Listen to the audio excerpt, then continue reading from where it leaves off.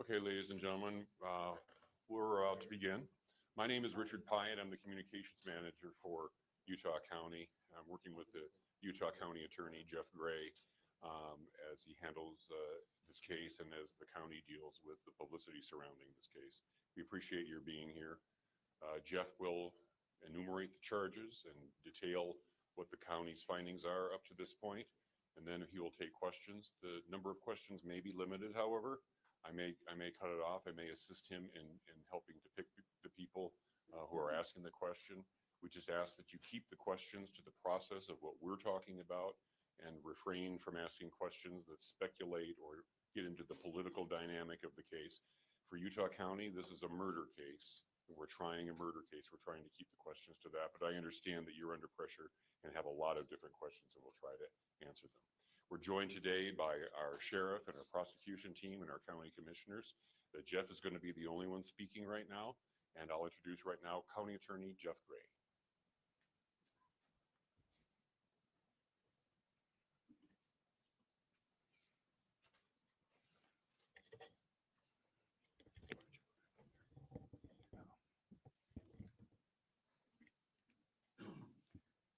The murder of Charlie Kirk is an American tragedy.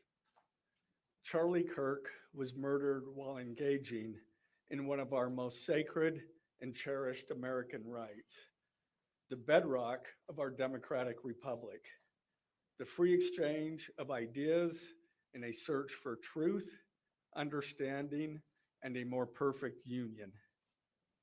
It is also an offense against the state and to the peace and enjoyment of the people of Utah and of all those who visit here. But Charlie Kirk's murder also strikes a more personal and intimate chord.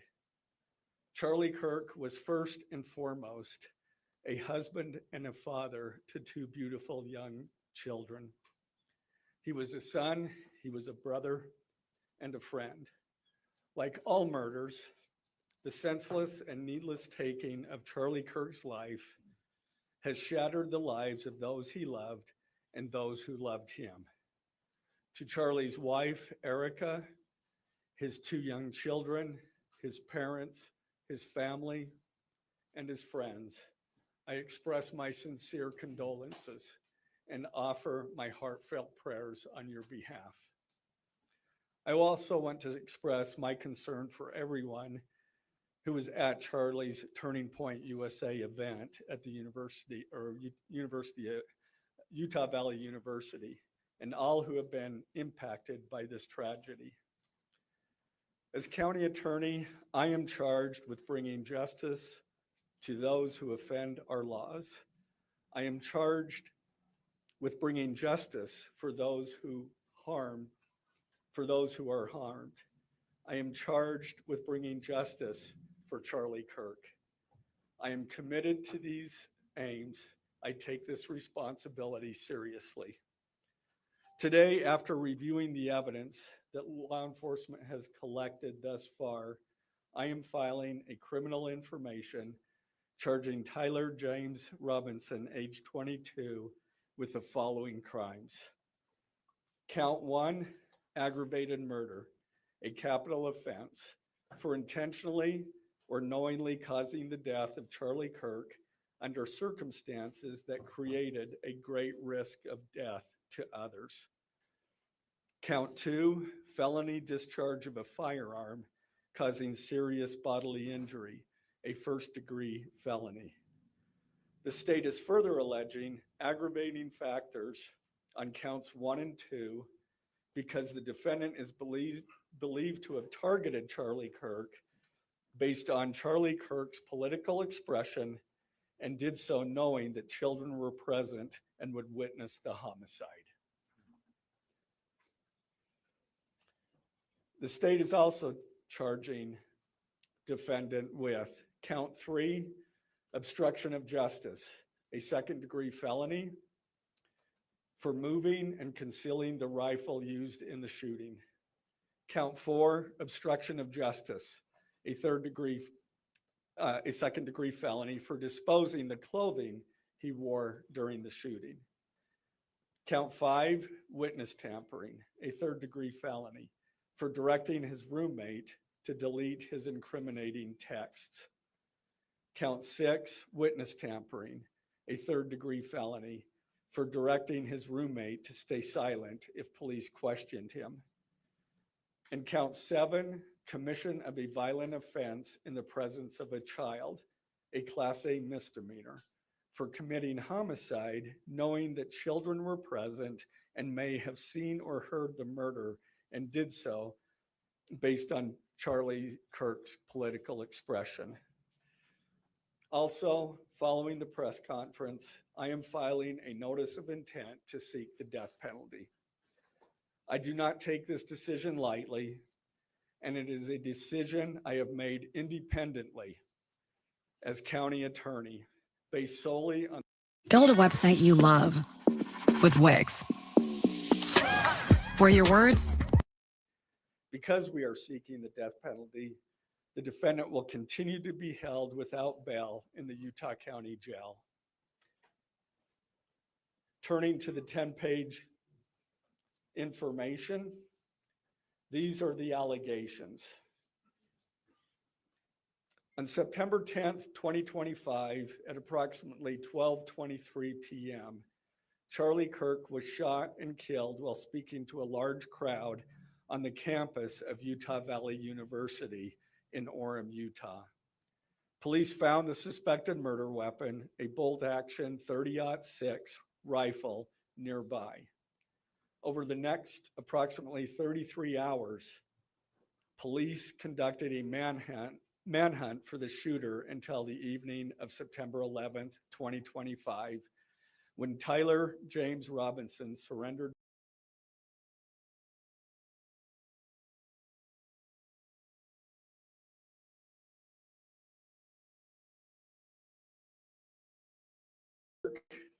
Robinson hid the gun, discarded the clothing he wore when he fired the rifle, and told his roommate to delete incriminating text messages and not talk to police. Children were present at the time of the shooting. The shooting. Turning Point USA, a nonprofit organization founded in 2012 by Charlie Kirk, organized a public outdoor event to be held at noon on September 10th, 2025 at UVU. The event was the first in a series of similar events to be held at college campuses nationwide. Mr. Kirk is a well-known conservative activist, famous for these type of events where he discusses various political issues and debates with audience members. His events and comments have garnered a significant number of supporters and drawn the ire of many who disagree with his political views. The event at UVU was announced far in advance and garnered significant publicity and interest. Consequently, several hundred people attended. Mr. Kirk was interacting with a crowd before the event officially got underway.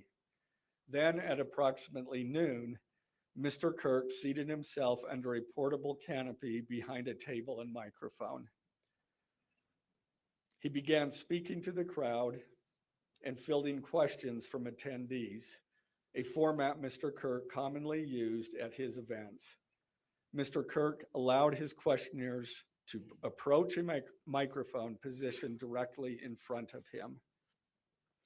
Mr. Kirk's team members were very close to him on his right and left, as well as some behind his canopy and others at various close locations near him. The large crowd surrounded Mr. Kirk on three sides. Temporary metal fencing separated attendees from Mr. Kirk by only a matter of feet. Directly above and behind Mr. Kirk was the UVU Hall of Flags, an indoor walkway spanning several hundred feet with floor-to-ceiling glass windows which overlooked the plaza where Mr. Kirk was seated. People were in the walkway at the time of the shooting. Approximately 15 minutes into the event, Mr. Kirk was answering a question about mass shootings by transgender individuals when a gunshot rang out. The bullet struck Mr. Kirk in the neck. He slumped to the ground almost immediately. The bullet's trajectory passed closely to several other individuals beside Mr. Kirk, including the questioner who was standing directly in front of Mr. Kirk. Children were visible near Mr. Kirk's stage when he was shot. Mr. Kirk was rushed to a nearby hospital where he was declared deceased. The medical examiner's report is still pending. So UVU surveillance. So at the moment of the shot, a UVU police officer was watching the crowd from an elevated vantage point. As soon as he heard the shot, he began to scan the area for threats. Believing the shot came from a rifle because of its sound, he looked for potential sniper positions. He noted a roof area approximately 160 yards away from Mr. Kirk as a potential shooting position and rushed there to look for evidence. The suspected shooting position is adjacent to an open, publicly accessible walkway.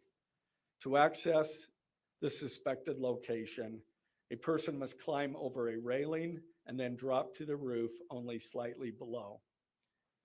Having lain on the roof, impressions in the gravel potentially left by the elbows, knees, and feet of a person in a prone shooting position.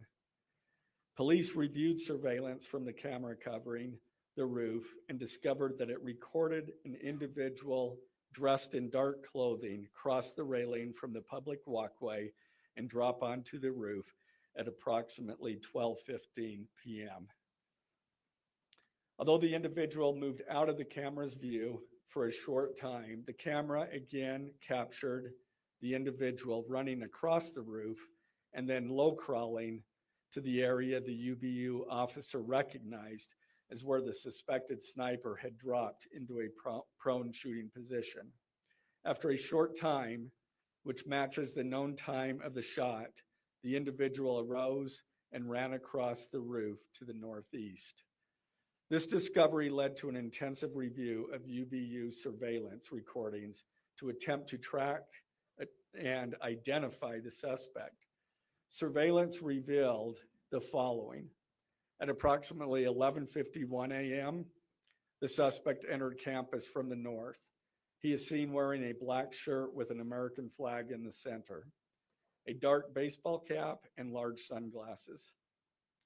Throughout the surveillance, the suspect keeps his head down and rarely raises his head enough to get a clear image of his face.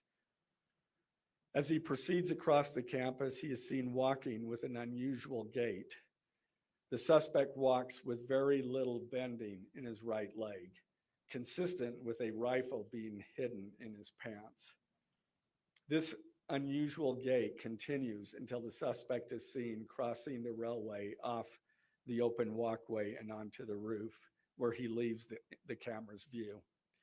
A camera later captures the suspect as he runs across the roof to the suspected shooting position.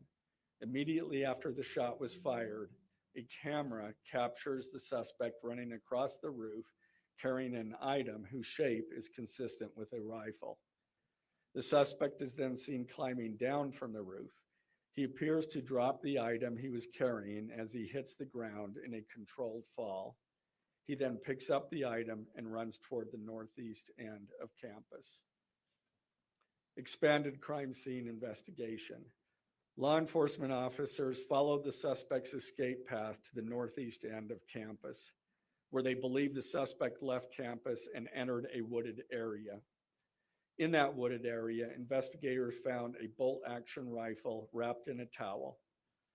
The rifle contained one spent round and 3 unspent rounds. This is consistent with the facts officers observed at the time of and immediately after the shootings. No shell casings were found on the roof, suggesting a bolt action rather than an auto-loading weapon, and only a single round was fired.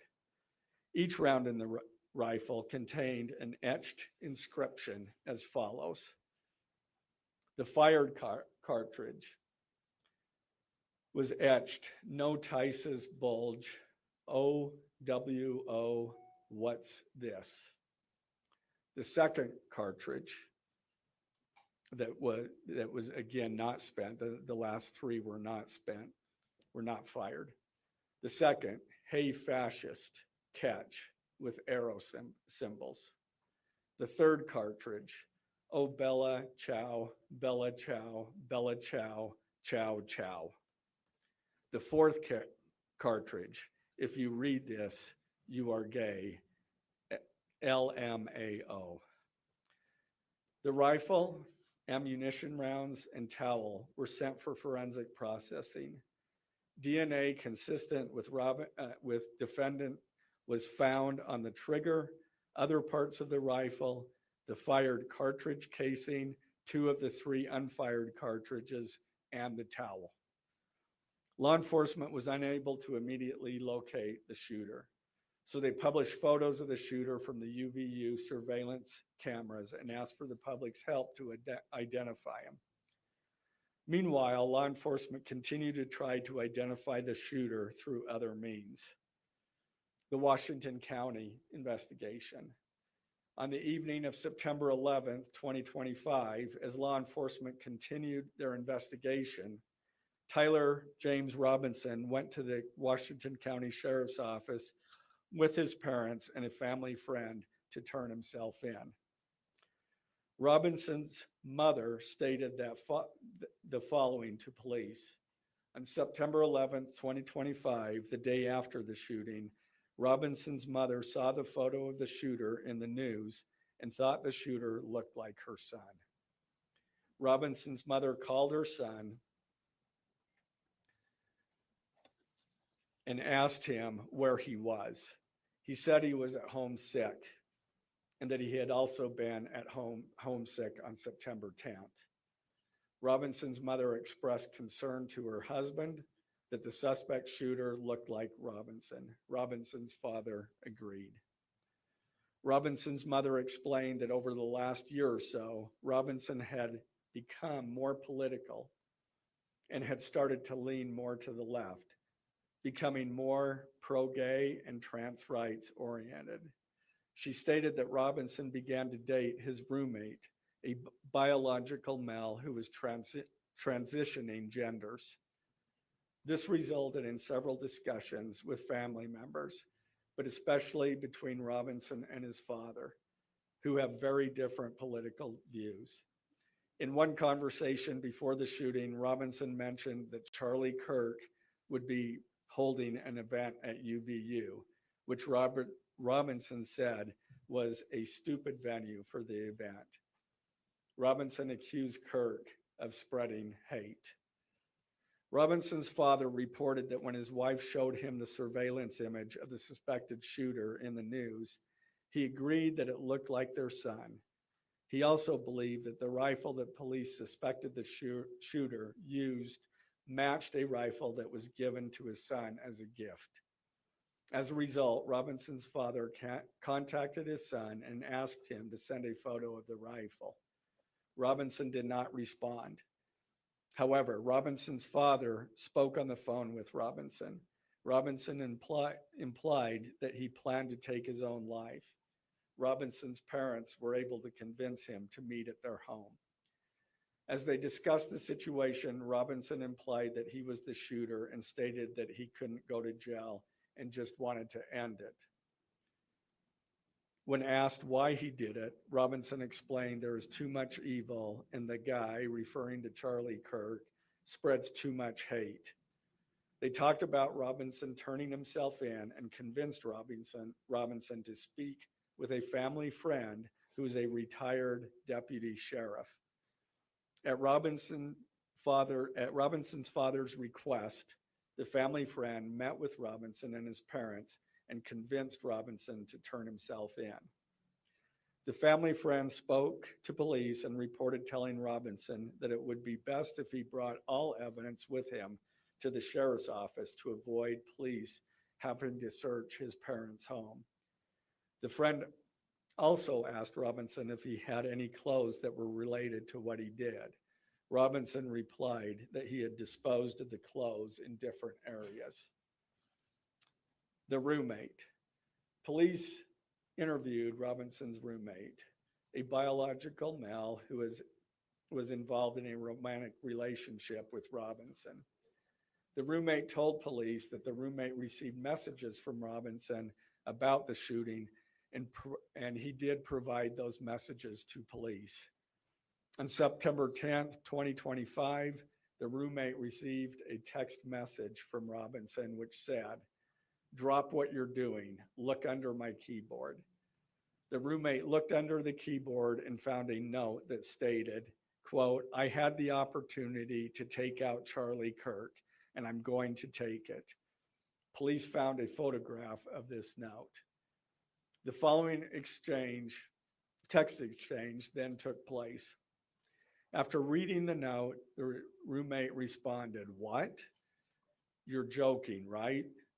Robinson, "I am still okay, my love, but I'm stuck in Orem for a little while longer yet. Shouldn't be long until I can come home, but I gotta grab my rifle still. To be honest, I had hoped to keep this secret till I died of old age. I am sorry to involve you." Roommate, "You weren't the one who did it, right?" Robinson, I am. I'm sorry." Roommate, "I thought they caught the person." Robinson, "No, they grabbed some crazy old dude, then interrogated someone in similar clothing.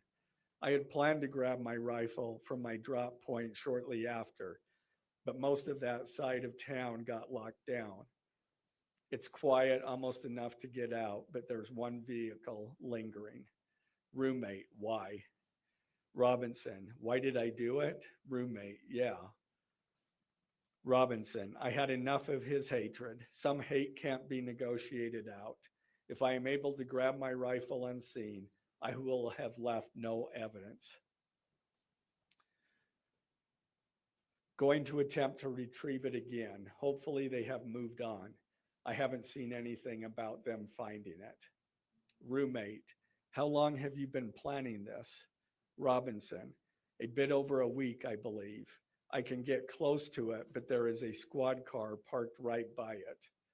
I think they already swept that spot, but I don't want to chance it." Robinson again, "I'm wishing I had circled back and grabbed it as soon as I got to my vehicle. I'm worried what my old man would do if I didn't bring back Grandpa's rifle. IDEK if it's had a serial number, but it wouldn't trace to me. I worry about prints. I had to leave it in a bush where I changed outfits. Didn't have the ability or time to bring it with. I might have to abandon it and hope they don't find prints. How the F will I explain losing it to my old man? Only thing I left was the rifle wrapped in a towel. Remember how I was engraving bullets? The F in messages are mostly a big meme. If I see notice bulge UWU on Fox News, I might have a stroke all right. I'm gonna have to leave it. That really effing sucks. Judging from today, I'd say Grandpa's gun does just fine, IDK. I think that was a $2K scope. Wink, wink. Robinson again, delete this exchange. Again, Robinson, my dad wants photos of the rifle. He says Grandpa wants to know who has what. The feds released a photo of the rifle and it is very unique. He's calling me, RN, not answering. Robinson, since Trump got into office, my dad has been pretty diehard MAGA. Robinson, I'm going to turn myself in willingly. One of my neighbors here is a deputy for the sheriff. Again, you are all I worry about, love. That came from Robinson. Roommate, I'm much more worried about you. Robinson, don't talk to the media, please. Don't take any interviews or make any comments. If any police ask you questions, ask for a lawyer and stay silent. The search for Robinson's residence. Police executed a search warrant on Robinson's residence. During that search, police discovered a shell casing with etchings like the etchings found on the shells in the rifle near UVU.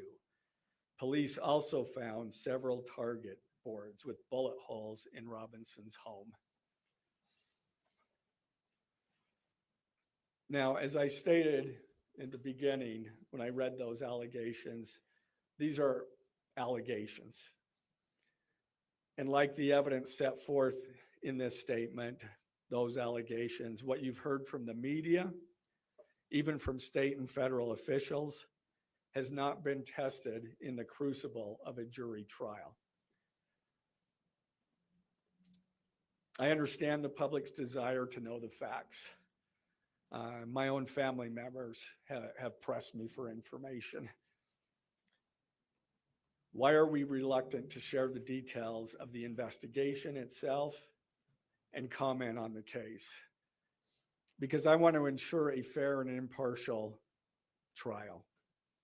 I became a prosecutor because of my love for the ideals of this great country and the principles embedded in our Constitution. The free exchange of ideas and opinions is critical to this great American experiment, but so too are the protections afforded to the accused found in the Fifth and Sixth Amendments. The right against self-incrimination, the right to a speedy and public trial, the right to the effective assistance of counsel, the right to confront one's accusers, and the right to compel the attendance of witnesses.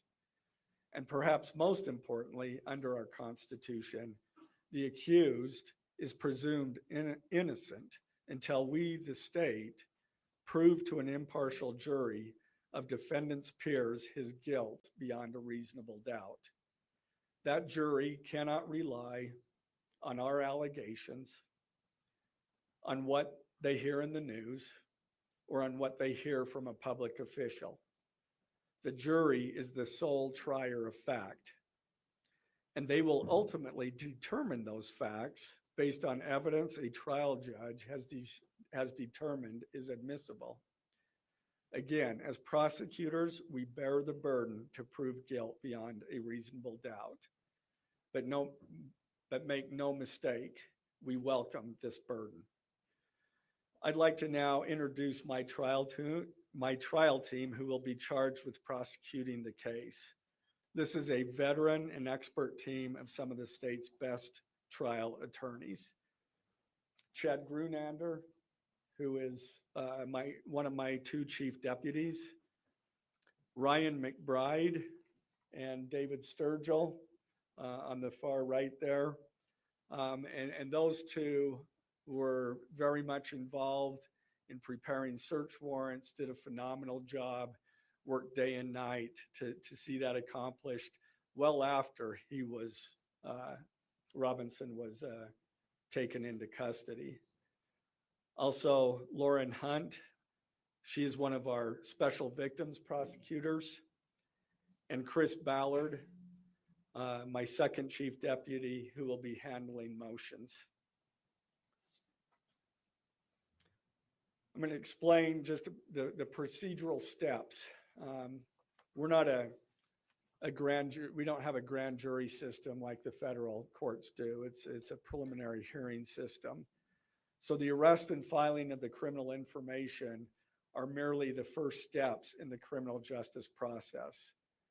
Today at 3 p.m., the defendant will appear before a judge in the Utah 4th District Court for his first appearance to be informed of these charges and to ensure that he has an attorney to represent him. The hearing will be brief. The judge will conduct that first appearance virtually via WebEx. This is not unusual. In the 4th District, all felony first appearances for defendants who are in custody are held virtually. A link to that hearing is available for media on the Utah State Courts X account at Utah State Courts. Now, following defendant's first appearance, he will be entitled to a preliminary hearing. At that hearing, the state will be Dad, I'm Bud. Let's count the smiles. I see one. The purpose of the preliminary hearing is not to determine guilt, but simply to assure the court that the prosecution has enough evidence to proceed to trial. If a judge finds probable cause and binds the case over for trial, an arraignment hearing will be held. At that hearing, a judge will again inform defendant of the charges against him and require him to enter a plea to each charge. The next step following the arraignment is an opportunity for the parties to file any relevant motions and then ultimately the trial itself. This case has generated a tremendous amount of interest across our nation and even the world. The public's desire for information is understandable, but it bears reiterating that this case will be tried in a court of law consistent with our Constitution, not the court of public opinion. Thus, we will only discuss the case with the press occasionally. It will not be a day-to-day or even week-to-week occurrence, but we will only do so in a manner as not to jeopardize the fair trial process.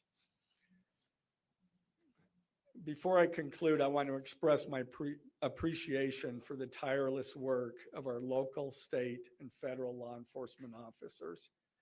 They have an extremely difficult, dangerous, and often thankless job. I'm proud to acknowledge the exceptional work they do every day, and particularly their work on this case. It was truly a marvel to witness. Their skilled work and dedication have brought us to this point. I'm also grateful for the leadership demonstrated by Bo Mason, the Commissioner of the Utah Department of Public Safety, FBI Special Agent in Charge Rob Bowles, Utah County Sheriff Mike Smith, our local police chiefs, and Felice John Vitti, the acting U.S. Attorney for the District of Utah. I'm also grateful for the support of our Governor, Spencer Cox, and our Attorney General, Derek Brown, who is standing behind me today and has offered his support and resources as we proceed to trial. Finally, I want to thank our Utah County Commissioners, Amelia Powers Gardner, Brandon Gordon, and Skylar Beltran. They too have pledged to assist with the resources needed to successfully prosecute this case. I will now take a few questions. For questions, ladies and gentlemen, just really fast, if you could identify yourself and what are good. Okay.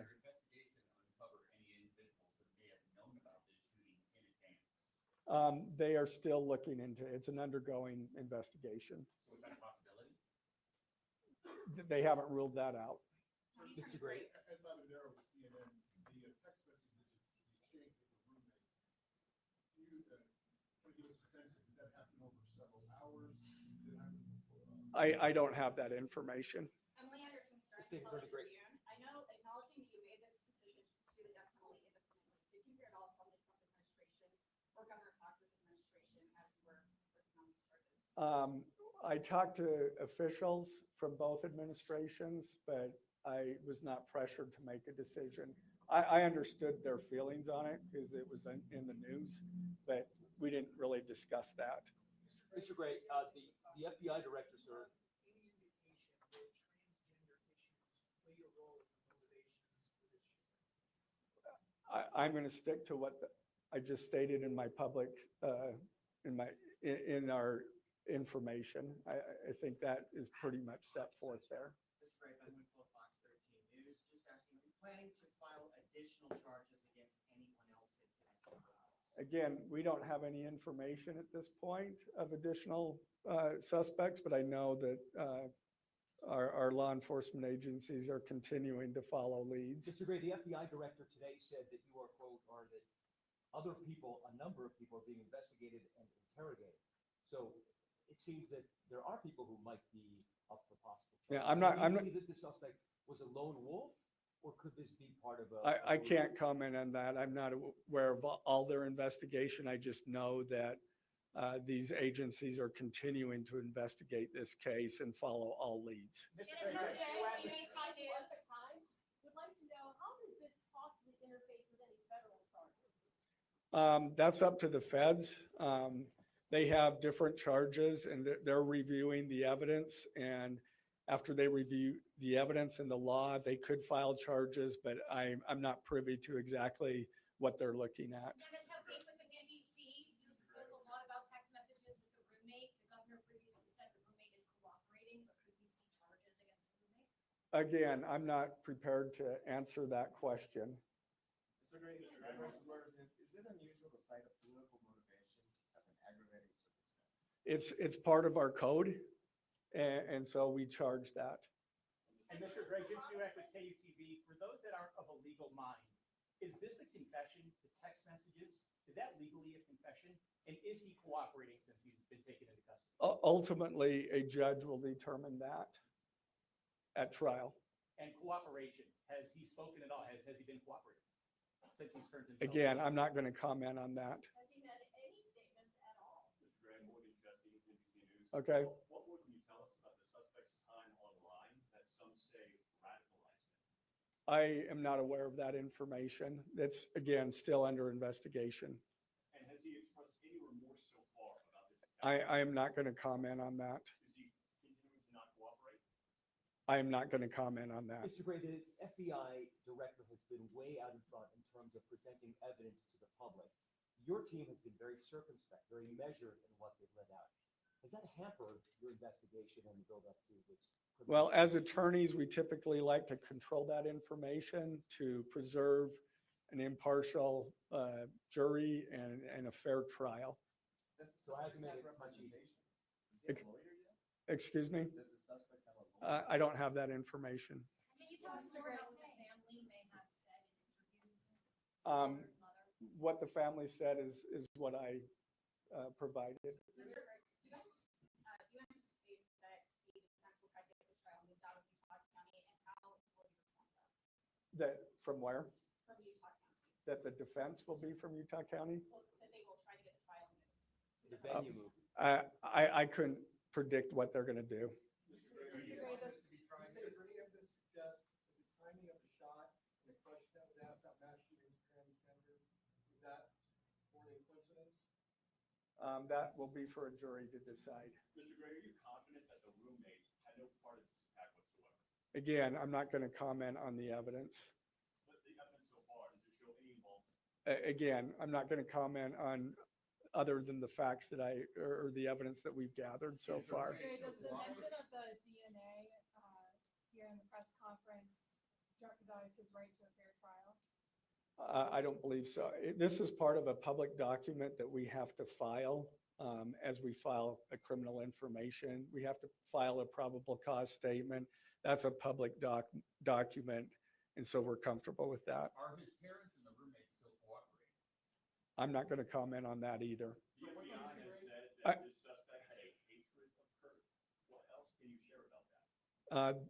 I can't share any more than what I've already said. This was I- an incredibly precise shot. Do you have any evidence that he went places to practice or have practiced movements before the shooting that's given you insight on how he prepared? The evidence that I'm willing to share is what I just read in our statement, and it's in Mr. Gray, the Gentlemen, I'm information. afraid we're gonna have to cut it About off seeking there. the death penalty. Okay. If you could just answer, did you consult Erica Kirk about seeking the death penalty? I'm not going to comment on that. Okay, thank you, ladies and gentlemen.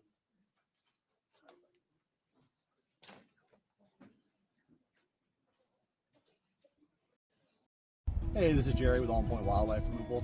If you think you might have critters in your attic like squirrels, bats, rats, or raccoons, give us a call today. We'll come out, we'll take a look, and give you a free quote to get them out, to seal up your home, and clean up whatever mess they left behind.